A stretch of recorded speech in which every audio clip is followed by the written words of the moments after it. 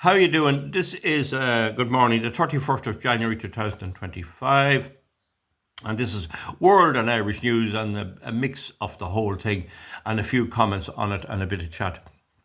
Now, bear in mind, folks, that the comments underneath here are largely very, very good. I can't respond to them all. I just haven't time. And do you know that since the election, a lot of people voted for me and I never heard of them again. But there's about 300 people voted number one for me. And they invite me around to their houses and all of this. Do you see, the problem is 300 videos, 300 visits or Kayleys is an hour and a half each, and you have to drink a drop of tea. So, I mean, that's a whole year, the evening of a whole year gone. That's the way it is. And then I get constantly requests about the wind farms and all of that. And with the election, one of the ways I was able to help big time with the wind farms was I studied very hard, and it worked. I got a lot of them stopped. But it's hard to keep that level of study up and look after everything else, especially when the electricity goes off and you have damage done with the wind and all of that. So just to understand that. Now, those who want to contact me, I'll make some way of doing that, and I'll try and help any way I can. But in the last week alone, I got 2 requests for assistance with people in bother. And that'll all take a bit of time. So there comes a time when you just can't do anything. I've tried to campaign against corruption, and I went for election to give them a chance to deal with this and put it on a proper stage. And the bottom line is the Irish people don't want it.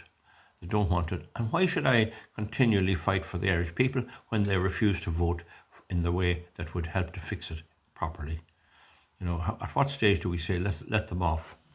Now, there's a number of things. One is the Ukraine war. And I think the situation with the Ukraine war is they told Trump when he was elected first, the left-wingers, that he was a Russian collusion artist. And Radio Television never withdrew their accusations, and they lied barefaced.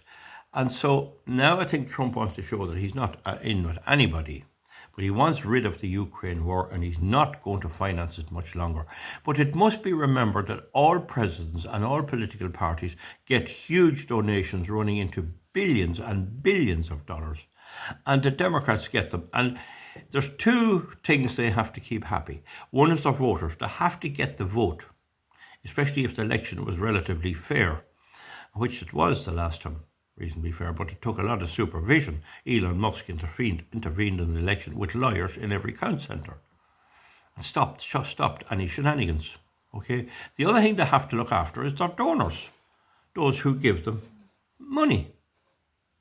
And in Ireland, the donors appear to be restricted down to a few thousand, but there's some way around that I'll deal with later. But in America, it's billions and billions and billions. So they have to look after them as well. Now, surely the big makers of military equipment, military hardware, want the war to continue.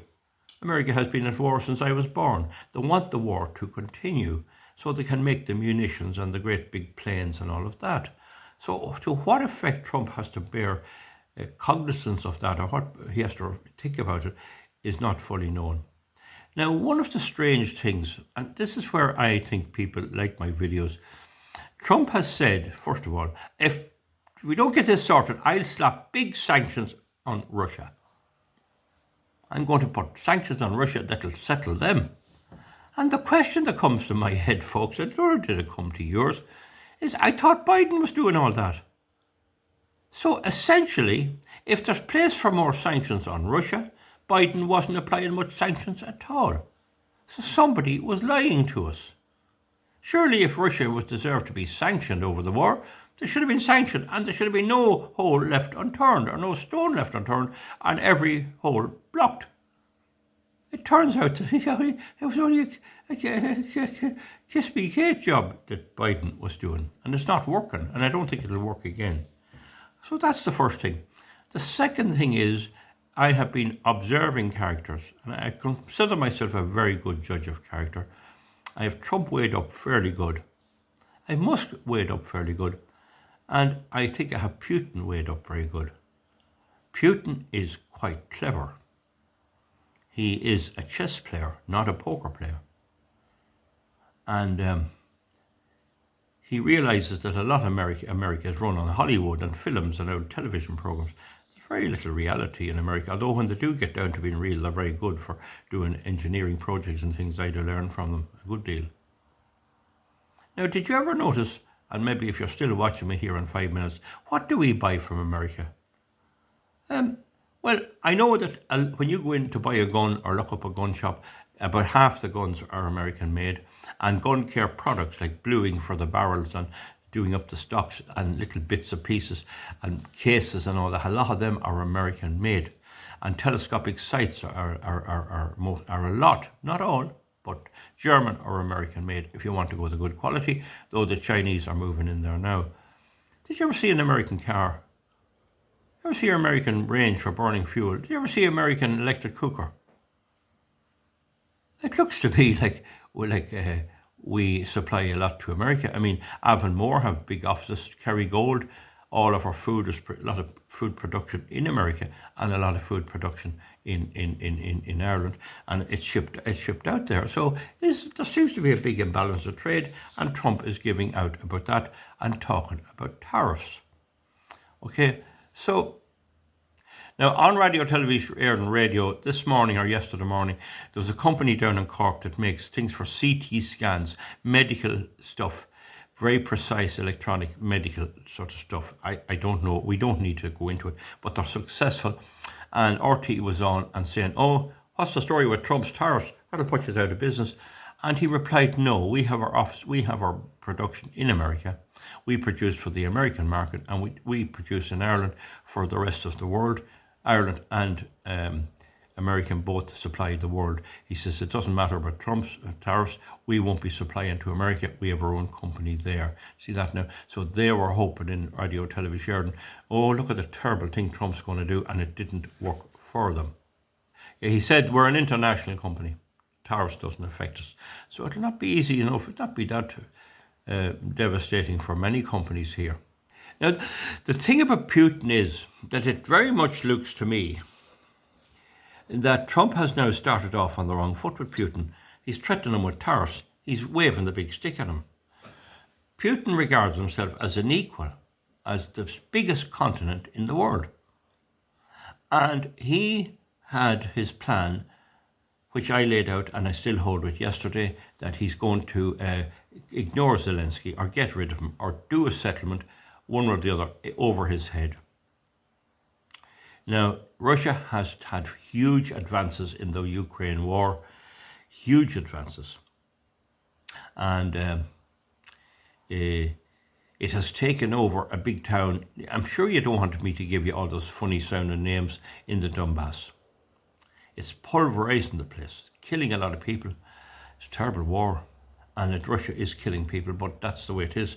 Now, the thing is, you would have thought that Trump would have had opening negotiations to hear the sides of all in the negotiations and hear all sides and listen to all sides in a brief thing. But it seems he's already decided, if I don't get a deal here in 100 days, I'm going to impose sanctions. And I cannot see what he's going to sanction or who he's going to sanction. And if Russia's selling anything into America at this stage, well, it must be needed in America. So the consequences of these things need to be thought out big time. However, it's possible there'll be no negotiations at all, and this war will go on another couple of months. I'd say at 3 months from now, it'll be spun out. Zelensky has sacked one general. That's a sure sign of defeat. And a lot of high-ranking officers are running. They're running away and deserting the whole thing. And I've said before, all youngsters in Ukraine should escape, get out, come over to Ireland, go anywhere, get out of it, because it's the meat grinder. Let the Americans go over and fight in it if they want. Now, not one NATO boot will ever stand in it, particularly with Trump there. He's not going to go into a war against Putin. So there'll be an awful lot of stuff where Trump won't be accurate in what he does and where he won't be well informed. But he could get lucky. And certainly he's shaken up the Querfurthers, the wokes. Now, there was a plane crash in America yesterday. God rest in peace.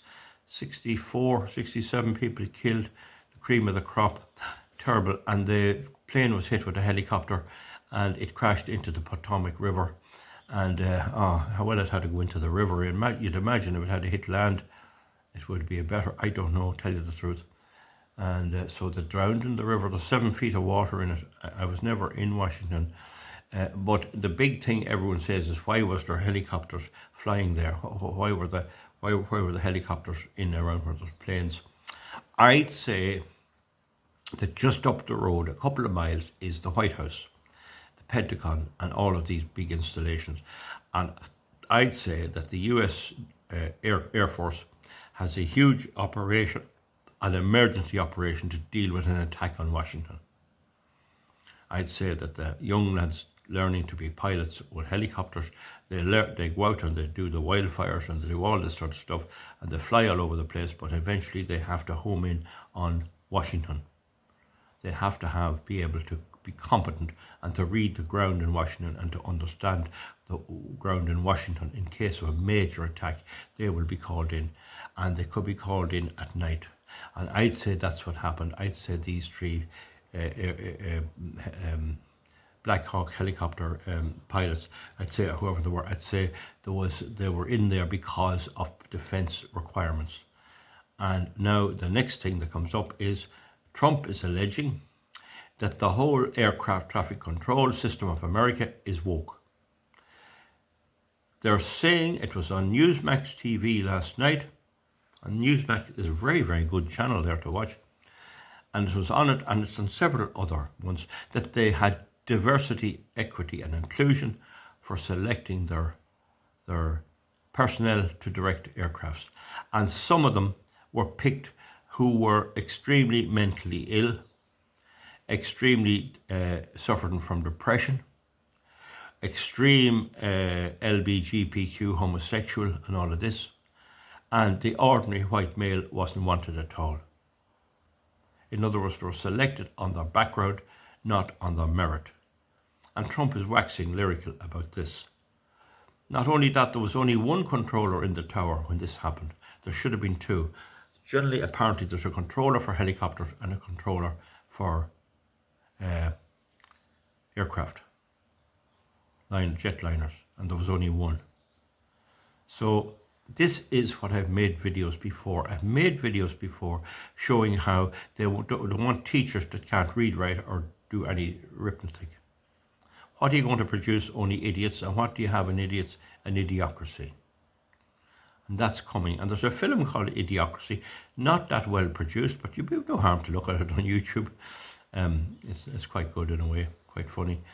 But that's what's happening there. We're getting away from all this. The minorities, these gay fellas, these black lads, these South Americans, they're not too good at the maths.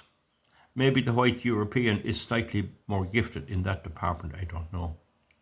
Certainly I like listening to black singers, Chuck Berry and all of those, and Tina Turner. But the thing is, if they're not up to the job, what's the story? So the next thing, they'll be in medical school. They'll be in medical school. And I remember when I was in the Garda Síochána, where I was over migration, and I remember one fella, I don't know where he was from, what colour he was. He was from over Asia, but I don't know what colour he was. I can't remember. But he was given a stroke in his exam, a bad fail. A bad fail. So he tried to stay in the country, and we housed him out. So under the rules that they have now with the wokeism, he'd be made a surgeon. And he'll be operating on your son's eye or your daughter's heart. That's what wokeism is.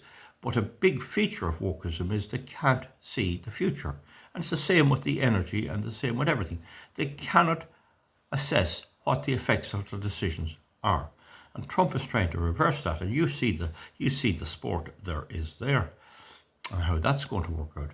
So anyway, I think I have enough said on that now this morning.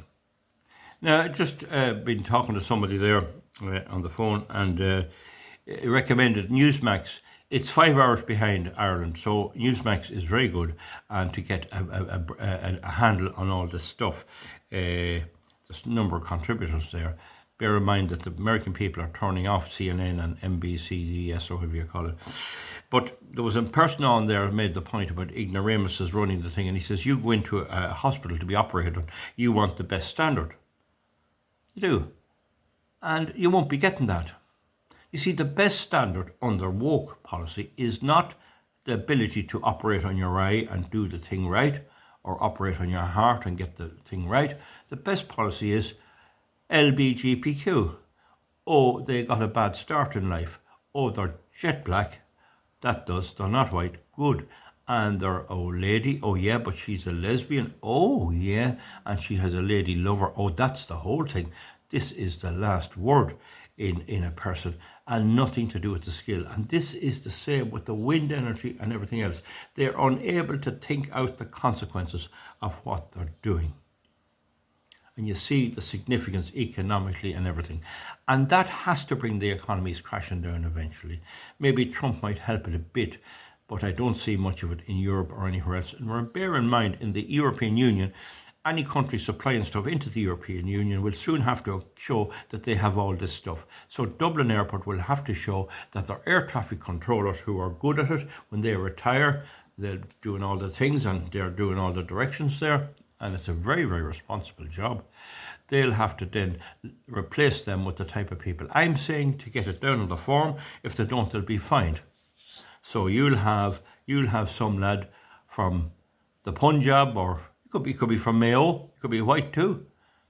But he'll have all these attributes of diversity, equity and inclusion, and he'll be put guarding the planes. Now, one of the big trouble about the planes traffic is that this aircraft and the helicopter were on the same level. They should be this way, you know what I mean? You'll see when you're flying, you'll see them going down underneath. These were on the exactly on it, and there's footage there at night of the crash. Really is horrific. I give my condolences. I'm so sorry for the people, the lovely people that have died. But these things, when you're in America, in the cities, the plane traffic is unbelievable. And it has to be controlled every hour of every day. They're coming in there 1, 2, 3 in New York. They're into JFK and LaGuardia and Newark. They're just coming in there as quick as you could count. That's how much it is. And so maybe there's bound to be an accident. But however, they're on then about having the highest standards in airline pilots. If you look on the internet there, you'll see usually 2 Irish women flying a jumbo jet from Dublin to San Francisco. And it is entertaining. It really is entertaining. And it's nice to see how it's done. And then you see in Ethiopia and women from Africa doing this. And you say, isn't she great now can fly that plane? There really isn't that big a thing to flying a plane until there's trouble. And then it's everything. That's where the training comes in. But in the end of the day, these are lovely, glossy, film story type things for pilots to do. And so all of these people who have all these LBGPQ woke requirements and misogyny, anti-misogyny and all that, they all want to be in those jobs. They don't want to be packing the shelves in the supermarket. They want to be in the airplane, flying it, where they have maybe 200 lives in their hands. And we have voted for mediocrity, for a lack of precision. And it's going to be the same in the Gardaí. When I was in the Gardaí, you had to be precise. If you had a court case coming up and there was 6 witnesses, you could get one solicitor get the flu, and he'd ring up and say, I have to get an adjournment, I'm sick. And you'd have to agree to this, and then you'd have to notify every witness, and then you'd have to notify them again when it was on again, and the next thing it'd be adjourned again, and you'd have to notify them again, and you'd spend I often spent a whole day on the phone trying to ring people, and you wouldn't get through to them, maybe no mobile phones that much, and you'd be trying to get the local guard down in Ballyduff and Waterford to call out to the Johnny the farmer and notify him. And most of my time was often spent on that sort of work. People don't appreciate that. People think a detective sergeant is out with a big gun ready to shoot the next big villain. No, he's trying to get through to a plasterer down in Waterford who has no mobile phone, and he spends the whole day at that. By the time he gets it done, it's dinner time. And when he comes back in, there's something else.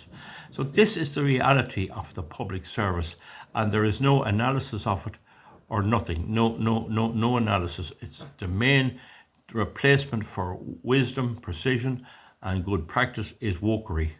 And that aircraft, it may well be that it will be judged to be caused by wokery. You're going to see a change in these things. I mean, surely to God, an air traffic controller is a serious bit of kit, serious business. And it's not very, you don't be on the internet, you don't be on the television, you don't be on anything, but they're the ones that control it, and they have to give precise signals.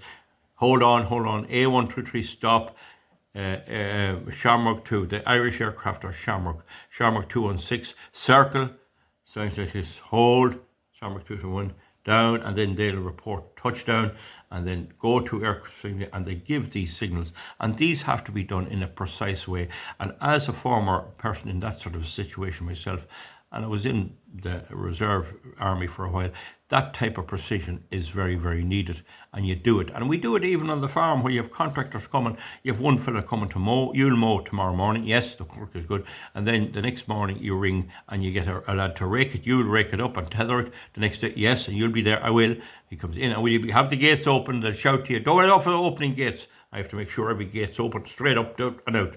And then the next day the baler arrives and you hope there's no rain. And that type of precision has to be in every organisation. And some people find it alien. And some people, and women can be like this, will turn on you and tell you, don't you shout at me. You know. And it's possible that if those people guiding those aircraft were told, hey, you don't do that. You don't do that to me. I report you. You're a misogynist. This is what happens, and people lose their lives. Comment underneath. We'll see you back. That's a general roundup of the news.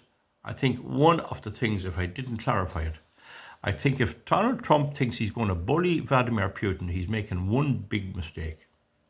Putin won't meet him until the grounds for the discussion is done. I think they sort of agree that Zelensky's not going to be in the picture, or if he is, he'll have a very minor role. Trump doesn't like the EU. The EU is going to be left sitting, sucking their thumb. But the right way for it, for the deal with Putin, is keep the thing open and see what can be agreed. It could be that Putin has some bit of concessions up his sleeve as well, and they all need to look fairly good. But that might not work with Putin. He might just give them another month of bombs and bullets, which isn't pretty. And then, of course, there is the fact of the big munitions makers and the big arms and the masters of war will be pressurizing every Republican not to settle wars. They don't want wars settled, but Trump is determined to try and settle them. So this is a very fluid situation, a very, very fluid situation. And although the deaths in Washington are bad, that's in Ukraine. That'll happen in the morning. That happened in the morning. And in Gaza, it would happen in the morning. And in parts of Israel, it would happen in the morning. So, I mean, you have to take it as in the round. Good luck, folks. Comment underneath. Bye-bye. Thank you.